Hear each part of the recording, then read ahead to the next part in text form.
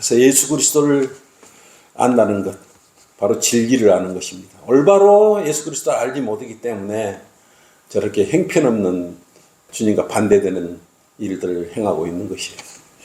자, 오늘 마태복음 3장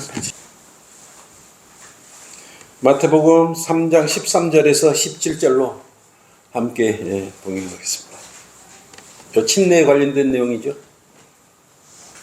예수님께서 침례를 받으시고 올라오시는 그런 말씀을 기록해 놓은 것입니다. 왜 예수님께서 침례를 받으셨을까? 이것을 생각하면서 아니 예수님은 침례를 안 받으셔도 되지 않냐? 왜 예수님께서도 침례를 받으셨을까? 이 생각을 하면서 함께 봉독을 하도록 하겠습니다. 시작. 그때 예수께서 갈릴리로부터 요단강에 있는 요한에게 오셔서 그에게 침례를 받으려 하시더라. 그러나 요한이 말리며 말씀드리기를 내가 주께 침례를 받아야 할 터인데 주께서 내게로 오시나이까? 라고 하니 예수께서 대답하여 그에게 말씀하시기를 이제 허락하라. 우리가 이렇게 하여 모든 의를 이루는 것이 합당하니라고 하시니 이에 그가 허락하더라. 예수께서 침례를 받으시고 곧 물속에서 올라오시니 보라 하늘들이 그분께 열렸고 그가 하나님의 영이 비둘기같이 그분 위에 임하심을 보더라. 보라 하늘에서 한 음성이 있어 말씀하시기를 이는 내 사랑하는 아들이요 그 안에서 내가 매우 기뻐하노라고 하시더라. 뭐라 그랬습니까? 말씀에 보라 그랬어요. 보라. 예수 그리스도께서 왜 침례를 받으셨는지 보라고 말씀하셨습니다. 오해는 진리의 지식에 우리가 이룰 수 있도록 예수 그리스도에 대한 것에 대해서 우리가 선포를 하면서 함께하고 있습니다. 고귀한 진리 예수 그리스도를 알자 10번째 시간입니다. 오늘은 예수 그리스도의 침례와 사역에 대해서 우리가 주님의 은혜를 받들도록 하겠습니다. 예수 그리스도께서 왜 침례를 받으실까요? 언제 침례를 받으셨을까요? 여러분 예수님이 침례를 받으셔야 된다고 왜 생각을 합니까?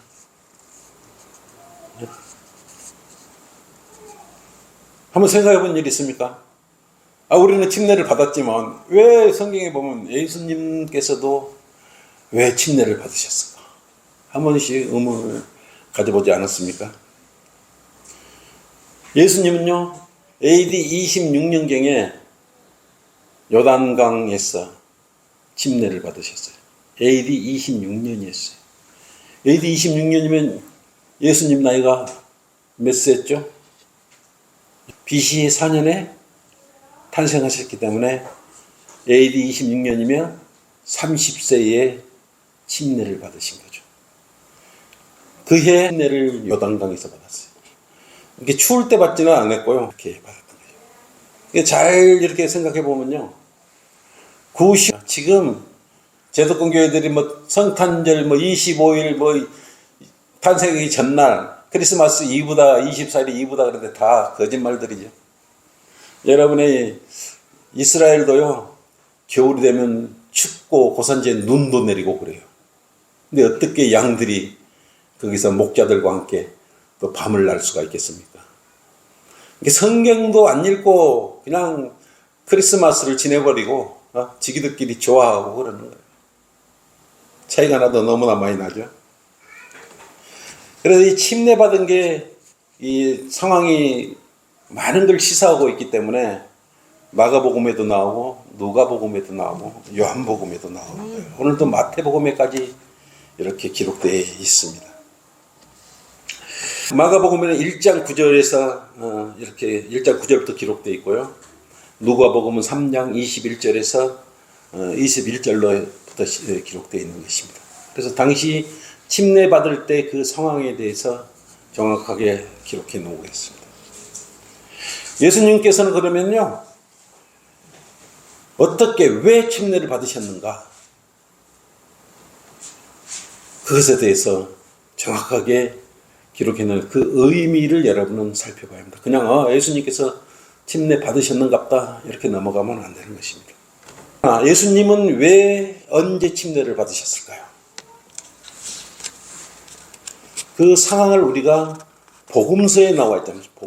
복음서를 통해서 알 수 있습니다. 왜 그러냐? 예수님도 침례를 받으시려고 했어요. 오늘 본문에 그랬죠? 마태복음 3장 13절로 그랬어요. 예? 예수님께서 침례를 받으시려고 하더라 그랬어요. 마가복음 1장 9절에는요. 예수님께서 침례를 받으시더라 그랬어요. 이게 마태복음에서 받으시려고 했고 마가복음에서는 받으셨더라고 했어요. 그리고 예수님께서는 뭡니까? 침례를 받으신 것이죠. 그래서 모든 백성이 침례를 받을 때 예수님께서도 침례를 받았다고 누가복음 3장 21절로 기록하고 있습니다. 마태복음에 그때에 그렇게 나오죠. 그때에 그랬단 말이에요. 그때에 예수께서 갈릴리로부터 요단강에 있는 요한에게 오셔서 그때에 그랬어요. 그때는 마가복음의 그 무렵에는 두 복음서의 문맥에 따르면 침례인 요한이 회개와 천국에 대한 것을 전파하고 있을 때였어요. 그리고 예수 그리스도에 대해서 증거를 하고 있을 때 예수님께서 침례를 받았던 말입니다. 마태복음 3장 1절에서 12절로요. 침례인 요한에 대한 사역이 나오지 않습니다. 그 무렵에 침례인 요한이 와서 유대 광야에서 전파하며 말하기를 뭐 때문에 침례를 줬습니까? 너희는 회개하라. 천국이 가까웠느니라고 했어요. 이때 예수님이 이제 오셨기 때문에 회개를 해야 돼요. 그리고 천국이 왔다 그랬어요. 천국이. 예수님이 왔는데 천국이 왔다 그랬어요. 여러분은 이 말을 이해할 수 있죠. 초림의 왕으로 오신 예수님께서 실제적으로 어떻게 해요? 이스라엘 땅에 유대 백성을 상대로 헌법을 선포하고 마태복음 5, 6, 7장이죠. 그래 왕국을 세우려고 실제적으로 오셨기 때문에 침례인 요한이 회개하라, 회개하라. 천국이 가까웠다고 그랬어요. 그래서 회개에 합당한 그러한 침례를 줬습니다.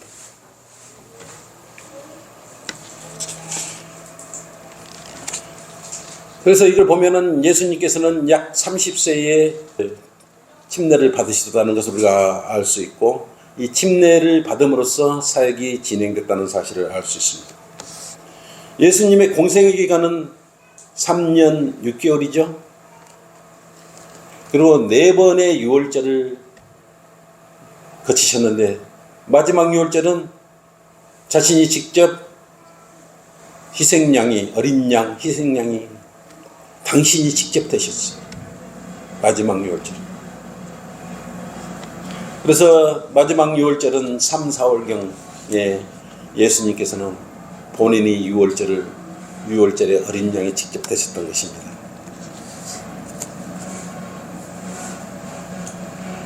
예수님께서는요, 탄생하실 때 침례를 받은 게 아니고 30세 되던 시점에 침례를 받으신 사실을 알 수 있어요.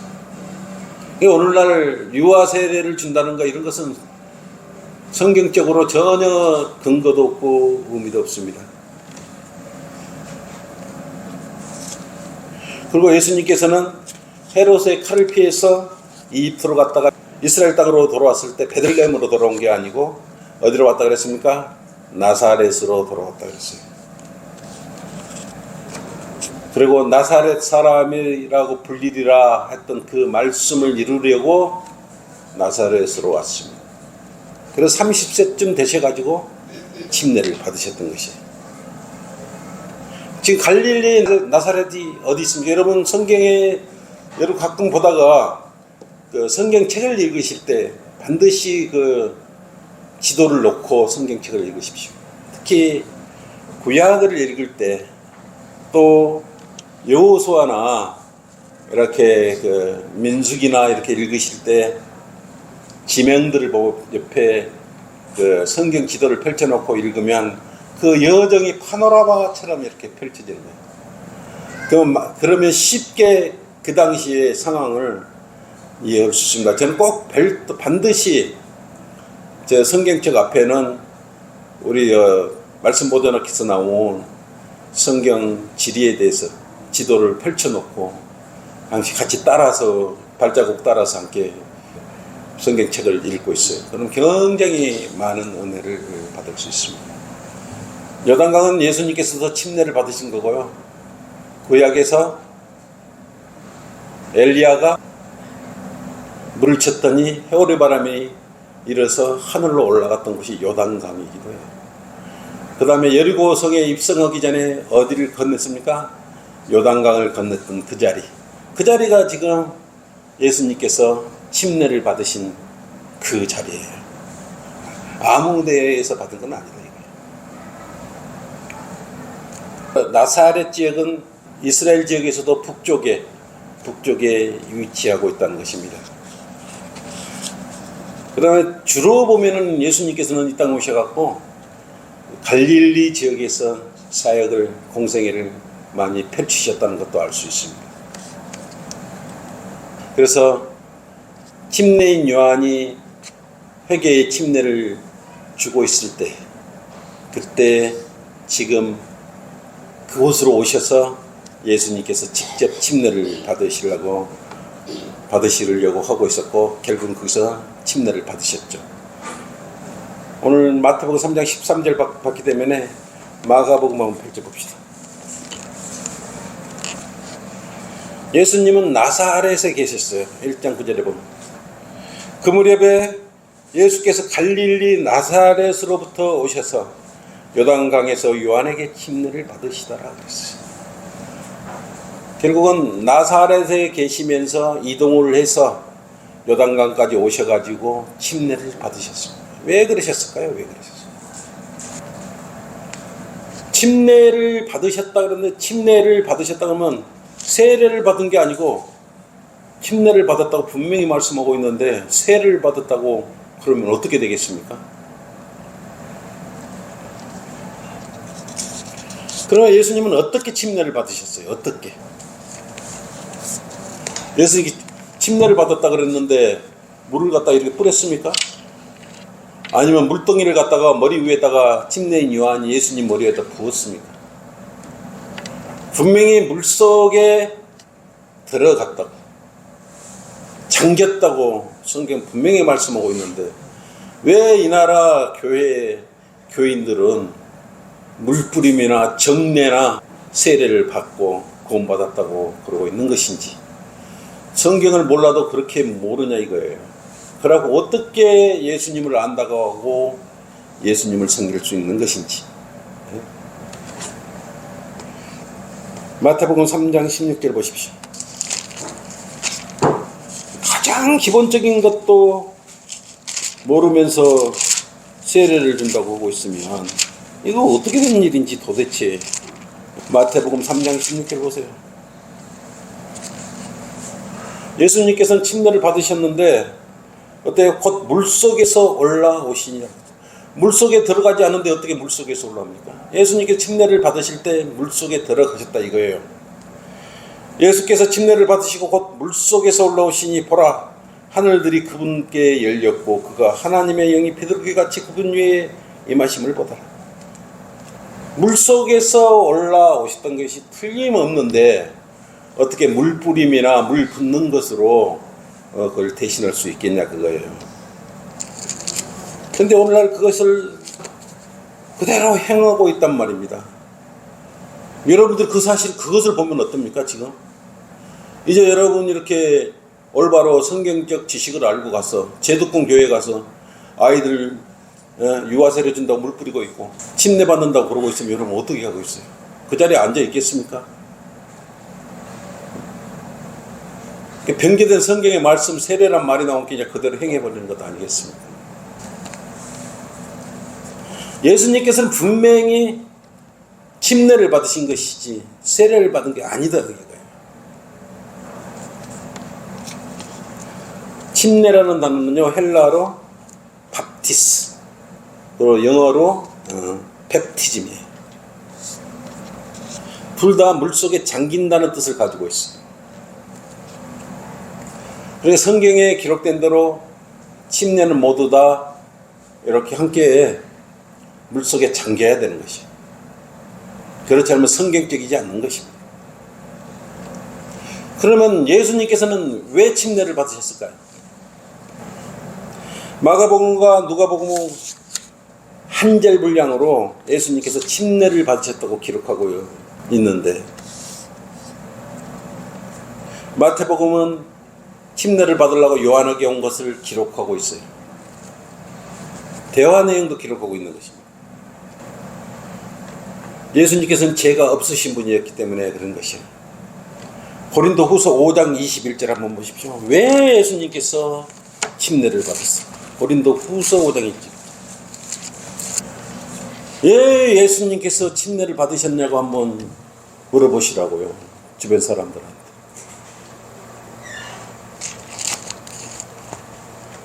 찾으셨죠? 5장 21절 고린도후서.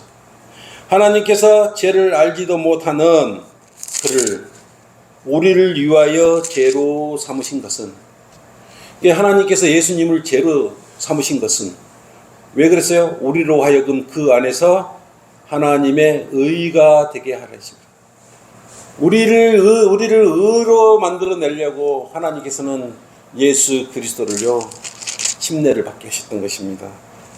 죄를 알지도 못한 분을 우리를 위해서 죄로 삼으신 것이에요. 히브리서 4장 15절 한번 보십시오. 히브리서 4장 15절.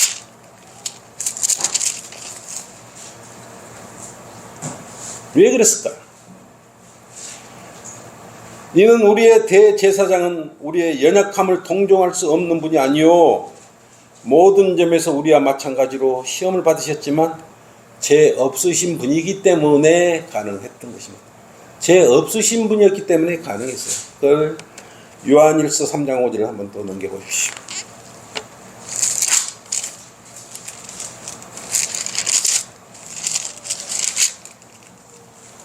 침례 이유가 요한일서 3장 5절에 명확하게 나왔습니다. 그분이 우리 죄들을 없애려고 나타나신 것을 너희가 아나니 그분 안에는 죄가 없느니라. 죄 없으신 분께서 우리 죄를 제거해 주시려고 오셨고 침례를 받으셨던 것입니다. 예수님께서는 침례를 받으려 할 때 요한이 뭐라 그랬습니까? 네? 거부를 했죠. 처음에 아유 어떻게 저한테 침례를 받으시려고 합니까? 라며 거부를 했어요. 근데 예수님께서 뭐라 그랬어요? 이제 허락하라. 침례 받는 것을 허락하라. 침례 받는 것을 허락하지 않았으면 우리를 위해서 어떻게 죄들을 용서해 줄 수 있었겠습니까? 왜 그랬을까요? 요한의 허락을 받고 침례를 받으셨는데 왜 그랬을까요? 그 이유가 몇 가지가 있어요. 첫째는 뭐냐? 하나는 첫째, 예수님께서 침례를 받으신 것은요 유대인의 율법 아래로 들어가신 거예요. 첫째, 율법에 잠겼던 것입니다.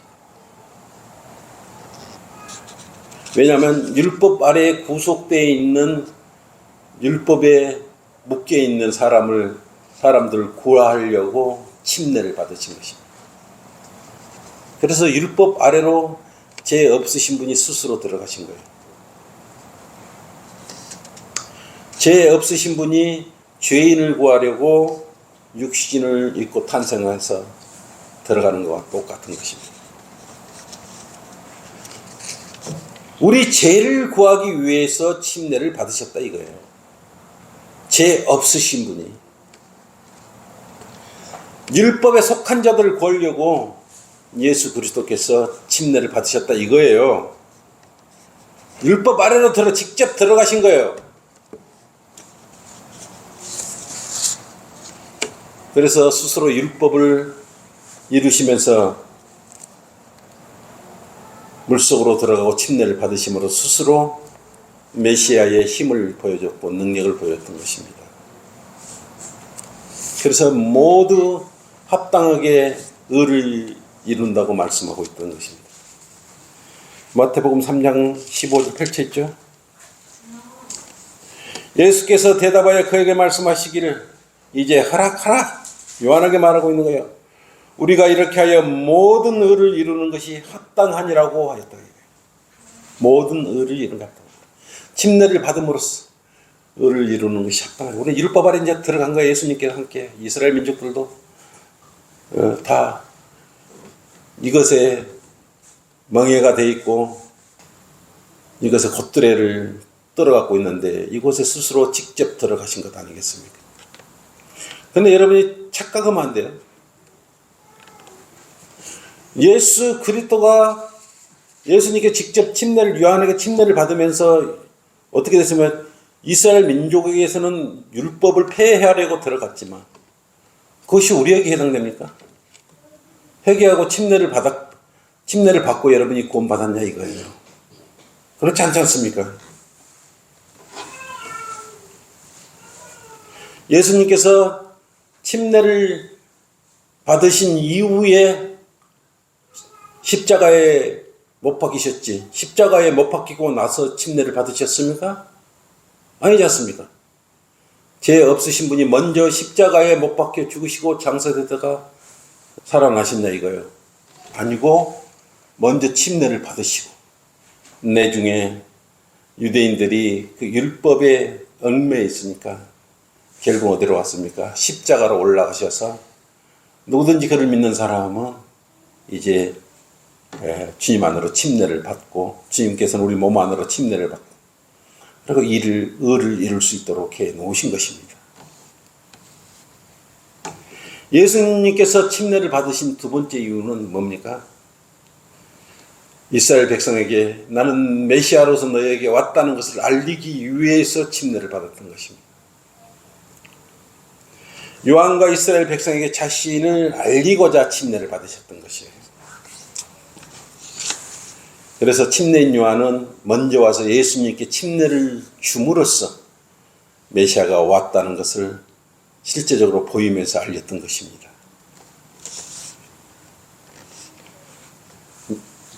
침례인 요한은 뭘 봤습니까? 예수님께서 침례를 받고 물 위에 올라오실 때 성령의 역사를 침례인 요한은 직접 목도를 했어요. 어떤 걸 목도를 했습니까? 음성을 들었죠. 성령의 음성을 들었죠. 그리고 나 뒤에 성령으로 침례를 주실 분임을 그때 침례인 요한은 알았던 것입니다. 그래서 예수님을 하나님의 아들로 증거했던 것입니다. 사실은. 요한복음 1장 32절 보십시오.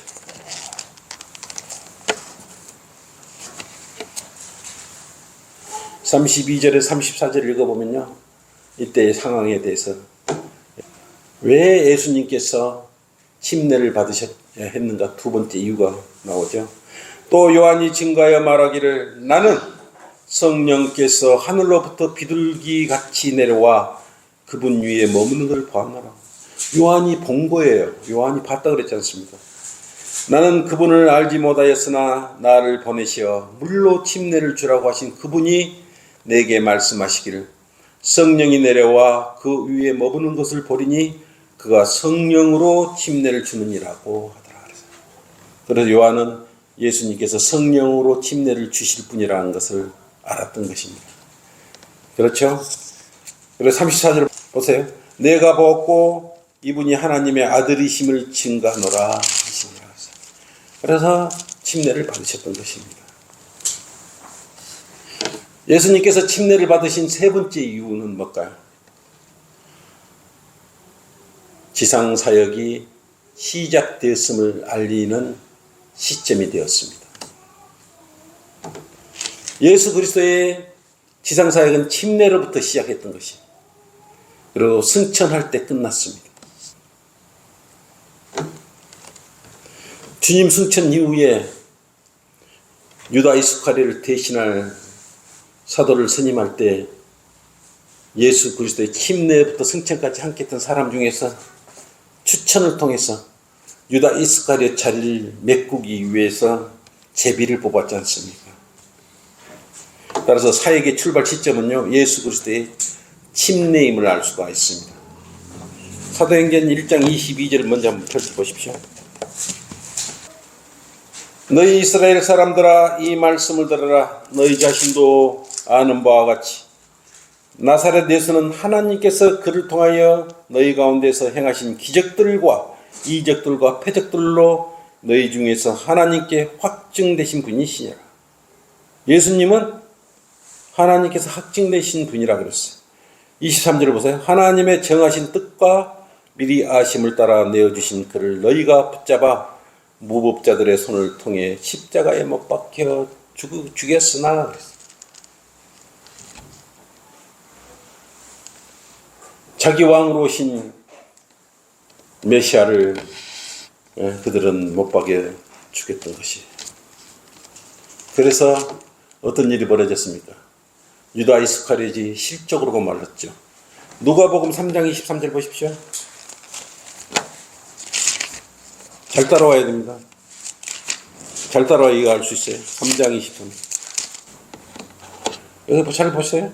예수 자신은 30세가 되어서 사역을 시작하였고 예수님은 30대 사역했다고 결말이 나오죠. 요셉의 아들로 알려졌던 바 요셉은 헬리아리였어요. 30세가 되어서 침례를 받으면서 왕으로서의 사역을 알리라고 이스라엘에게 선포했던 것입니다. 이처럼 예수님께서 침례를 받은 게 그냥 무던히 받으신 게 아니에요. 그리스도인은 어떻습니까? 구원받은 후 그 증거로 선한 양심의 응답으로 침례를 받죠. 침례에 순종함으로써 예수 그리스도 한 몸이 되었다는 것을 알리는 것. 그것이 지금 우리가 받고 있는, 행하고 있는 침례인 것입니다. 예수님께서 침례를 받았을 때 어떤 일이 벌였습니까? 하나님의 역사가 일어났죠. 하나님께서 물속에서 올려오자 하늘들이 열렸고 예수님의 공생의 기간 동안에 하늘이 몇 번 열렸을까요? 3번이 열렸어요. 3번이 열려요. 마태복음 17장 5절에 한번 열렸고요. 요한복음 12장 28절로 한번 열렸고 잠언에 이렇게 3번 이렇게 기록되어 있는데 하늘이 열릴 때는 무던히 열린 것이 아니에요. 하늘이 열렸을 때 예수님께서 침례를 받을 때 하늘이 열렸을 때 성령님이 비둘기처럼 내려왔지 않습니까? 하늘에서 하늘들이 열렸을 때 성령님이 내려오셨다는 것이에요. 그때 하늘에 한 음성이 또 있었고요. 마태복음 3장 16절을 보시면 정확하게 그게 나타나 있습니다. 마태복음 3장 16절을 보십시오. 예수께서 침례를 받으시고 곧 물속에서 올라오시니 보라 하늘들이 그분께 열렸고 하나님의 영이 그래서 하나님의 영이 비둘기같이 그분 위에 임하심을 보더라. 그래서 침례를 받고 올라오실 때 하늘들이 열렸을 때 하나님의 영이 비둘기같이 하다. 침례를 받았기 때문에. 또 한번 보십시오. 3장 17절을 보십시오. 보라 하늘에서 한 음성이 있어 말하기를 이는 내 사랑하는 아들이요 그 안에서 내가 매우 기뻐하노라 하시더라 그랬어요. 이런 거 봐서는 예수님께서 침례를 받으실 때 하늘도 이렇게 열렸고 아버지와 말씀과 성령 하나님이 함께 역사하고 있음을 알 수 있는 것입니다. 그냥 예수님이 침례 받으신 건 아니에요. 그리고 하나님께서는 침례 받는 것을 보고 매우 기뻐했죠. 매우 기뻐했어요. 내 사랑하는 아들이요 그 안에서 내가 매우 기뻐하노라. 그 안에서 예수 그리스도 안에서 매우 기뻐하노라 말씀하셨다.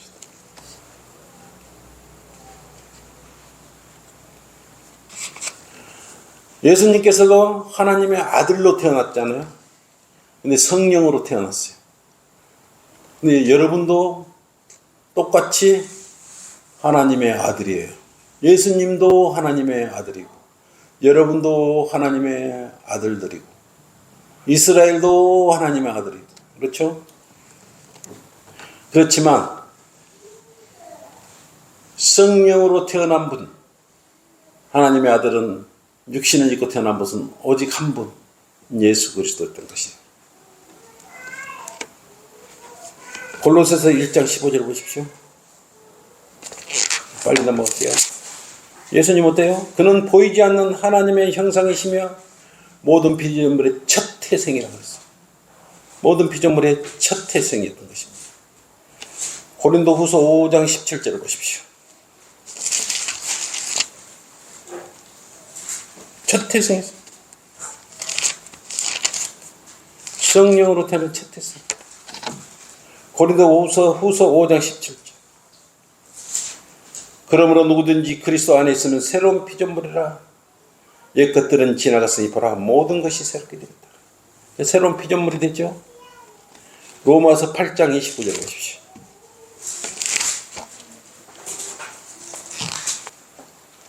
그분께서는 미리 하신 자들을 자기 아들의 형상과 일치하게 하시려고 또한 예정하셨으니 이는 그를 많은 형제 가운데 첫 태생이 되게 하시리라. 예수는 첫 태생이 되게 하시리라. 우리는 그래서 영적인 자녀야. 그리스도인은. 예수님은 성령으로 태어났죠. 그래서 성령뿐에 육신적으로도 예수님은 하나님의 아들로 첫 태생이 되신 것입니다. 이것이 바로 뭐예요? 성육신이라고 우리가 공부해서 알고 있죠. 이걸 보고 뭐라 그랬어요? 경건의 신비라고 우리가 공부해서 알고 있습니다. 그냥 이렇게 오셔서 침례를 받으신 게 아니에요. 다 이렇게 깊은 의미가 다 있는 것입니다. 요한복음 1장 31절 한번 보세요. 이유를 알아야 돼요. 왜 예수님께서 침례를 받으셨는가? 요한복음 1장 21절. 그들이 묻기를 그러면 내가 무엇이냐 내가 엘리야냐라고 하니 그가 말하기를 나는 아니라고 하자. 그러면 내가 선지자고 하니 그가 대답하기를 아니라. 그러면 누가 계요? 예수님이 계시죠. 그러죠? 31절을 바로 보세요. 그 넘어서 요한이 그래서 뭐라고 말했어? 나는 그분을 알지 못하였지만 그분을 이스라엘에게 알리려고 내가 물로 침례를 주러 왔노라. 침례인 요한이 이제 목적을 정확히 밝히죠. 뭐라고 그랬습니까? 나는 그분을 예수님을 정확히 알지 못하지만 그 말이에요. 그분을 이스라엘에게 알리려고 예수님께서 죄 없으신 분께서 이 땅에 오셨던 것을 메시아로 오셨던 것을 알리려고 뭐라 그랬어요? 요한이 침례를 주러 주었던 것입니다. 그분 길을 곱게 하려고 이렇게 예수님이 왕으로 오셨다는 걸 이스라엘에게 알리려고 이렇게 침례를 주었다는 것을 알 수 있고요. 이걸 통해서 침례를 통해서 또 우리가 알 수 있는 것은 뭐가 있습니까? 삼위일체로서의 역사심을 알 수가 있죠.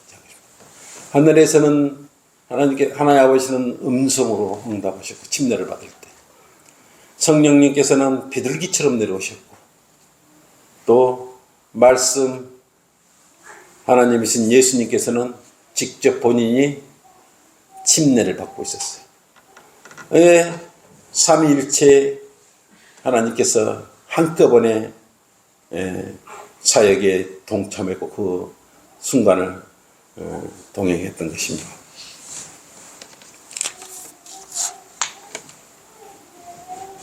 이처럼 예수님께서 사역하실 때는요 혼자 계시지 않았어요. 모든 기도도 하나님께 드렸어요. 그런데도 불구하고 여러분은 어떻게 지금 기도하고 있고 어떻게 예수님을 섬기고 있습니까? 여러분은 예수님을 섬길 때 하나님께서 동행하고 계신다는 사실을 알아야 돼요. 대부분 참으로 흉악한 게 뭐냐면 예수님 따로 하나님 따로 성령 따로라고. 그런 자들이 있습니다. 예수 그리스도를 몰라도 너무 모르지 않습니까? 침례를 예수님께서 왜 받으셨나? 이제 한번 물어보시고 여러분은 세 가지 이유에 대해서 이제 여러분 정확하게 이제 답변할 수 있어요. 예수님이 왜 침례 받으셨는지 알아? 물어보십시오. 거기에 답변할 수 있는 사람이 있는지. 여러분 오늘 이제